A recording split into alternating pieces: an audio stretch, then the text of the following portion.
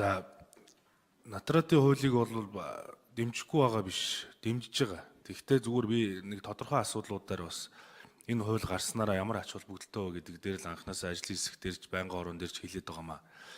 Ер нь бол бас натраачдын нэр хүнд бол их унсаа. Тэр сая одоо бид одоо тайлбарлаж штий. Ром Германы эрх зүйн бүлд хамаарагддаг одоо манайх шиг улс бол хуулбар үнэн гээд гэрчлэгийг нь гэрчилдэг үүрэг нь байна. Дээрээс нь тэр хууль зүйн факт үүсэх буюу эрх зүйн үр дагаврыг нь хариуцдаг. Тухайн одоо натратын үйл ажиллагаа авж байгаа субъектүүдэд бол зөвлөгөө өгдөг, анхааруулдаг. Дараа нь одоо ямар нэгэн эрх зүйн үр дагавар үүсэх юм бол хариуцлагыг нь өөрсдөө хүлээдэг. Ийм шиг үүрэгт тэр нөө эрх зүйн өндөр хөгжилтэй орнууд гэдэг байгаа тэр зарим орнуудад бол зөвхөн гэрчлэх үүрэгтэй гэж байна шүү дээ. Гэтэл бол өнгөрсөн хугацаанд натратын байгууллага бол яг үнэндээ бол хууль зүйн факт үүссэн тохиолдолд, эрх зүйн үр дагавар үүссэн тохиолдолд хариуцлага хүлээх тал дээр ямар байсан бэ? Нэгсэндээ бол худалдаа авах гэрээ хийх гээд очиход бол гэрээний маягтыг өгөөл тэгэл хоёр талныг тамга дараал туслах нь заримдаа тамгадаад явж исэн түүх байгаа шүү дээ. Тэгэд үүнээс чинь болоод натрат хүмүүс итгэхээ болцсон. Тэгээд хууль зүйн тусалцаа нэг зөвлөх компаниас аваад гэрээнийхээ төслийг бичүүлээд саналаа тусгуулад ингээд гэрээнийхээ төслийг барьж очоод натрат төр гэрчлүүлдэг ийм хоёр ажил хийж байгаа байхгүй. Гэтэл энэ ажлыг бол натрат бол өөрсдөө зохион байгуулалт хийх нь бидний хүлээсэн үүрэг үстэй. Натраачдын хүлээсэн үүрэг үстэй. Манайх шиг одоо энэ Ром Германы эрх зүйн бүлд хамаарч байгаа оронд. Гэтэл яг одоо тэр Англи Саксоны орнууд шиг өөрсдөө гэрчилдэг хувьдаа өмгөөлөгч хуульчтай орн шиг л байдлаар харьцсан учраас натрат дээр очиж зөвлөгөө авч ирснаас нэг хуулийн компанидор очие манайхнаас ямар хуульч байдаг үлээ. Би бол одоо аль болох ахмадуудад хандахыг хүсдэг байхгүй. Тийм учраас би насан дээр ч гэсэн анханасаа байр суурь өөр өс. Ахмад хуульч чи илүү туршлагатай. Ядаж энэ үр дагаврыг хэлдэг. Ядаж энэ чи шүүх хуралдаанд нь ороод алдаж оноод өмгөөлөөд чи үдцсэн хүмүүс шүү дээ. Тийм учраас бол ахмад хуульчт нь энэ ажлыг хийгээсэ. Тэгжиж тэр хүмүүсийн үгийг сонсох юмсан гэж ингэж боддог. Тэр хуулбар үнний гэрчлэх ажлыг бол тэр тамга дарсан дараагүй гэрчлэгдээд явж байгаа. Тэртээ тэргүй одоо энэ 10 сарын 1-ээс бүгдээрээ тоон гарын үсгийг шилжиж нэгэ зорилт дэвшүүлсэн. 15 оны цахим гарын үсгийн хууль нь гарцсан. Тэгэхээр заавал тамгалаад ингээд нэг тэмдэгт тавиад ингээд явах бол тийм орчин үеийн хэлбэр биш байхгүй. Тэгэхээр энэ эрх зүйн үр дагавар үүссэн тохиолдолд, хууль зүйн факт үүссэн тохиолдолд энэ үүсэх өөрчлөлт дуусгар болох үед л та бүхэн үнэхээр энэ натратын үйлчилгээ үзүүлж байгаа бол дараа нь тэр хариуцлага хүлээдэг. Үнэхээр үр дагаврыг тайлбарладаг, анхааруулдаг, зөвлөн туслах үйлчилгээг үзүүлдэг байдал руугаа шилжиж чадах юм бол ард иргэд итгэнэ.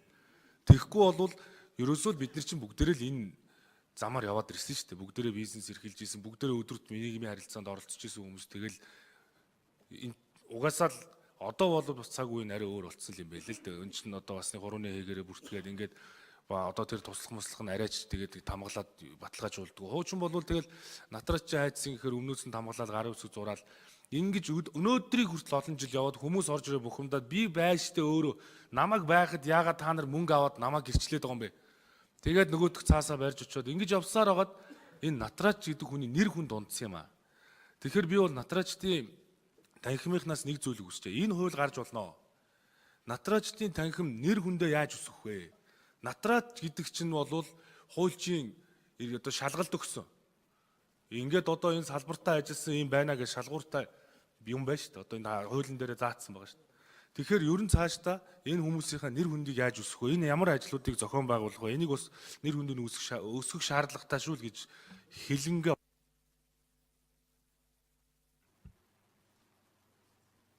За одоо энэ хариулт явсны дараагаар зарчмын дөрөвтэй санал орох учраас гишүүд суудлаа эзлээ. За Нямбаатар гишүү хариулах уу? За 83 дугаар микрофон. Ажлын хэсэг онон чимэг хариулна.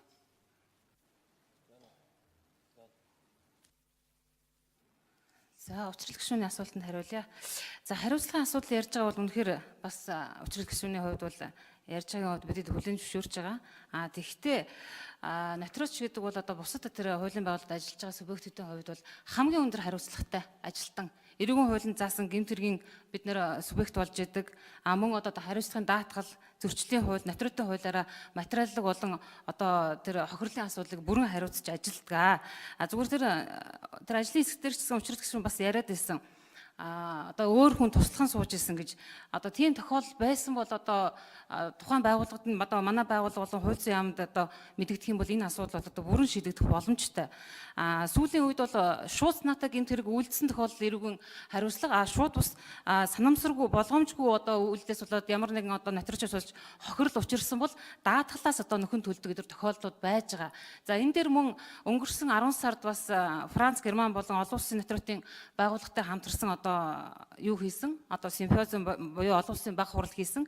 За энэ дээр хариуцлагын даатгалаас гадна илүү гарсан хэмжээгээр бас нөхөн төлөх боломжтой тийм санг танхим өөрөө бас дэргэдээ ажилуулах боломжтой байна гэж бас зөвлөсөн байгаа. За энийг бол бас хууль зүйн яамд хүргүүлсэн. За нийт одоо натритын гэрчлэгддэг үйлдэлүүд бол хуулиар тогтоосон үйлдэлүүд бол маш цөөн тоо байдаг. Гэтэл одоо жил тутам өсөж байгаа статистикийг харах юм бол одоо үнэхээр натритын үйлчлэгээ бол иргэнд хэрэгцээтэй байна гэдэг нь бол харагдаж байгаа.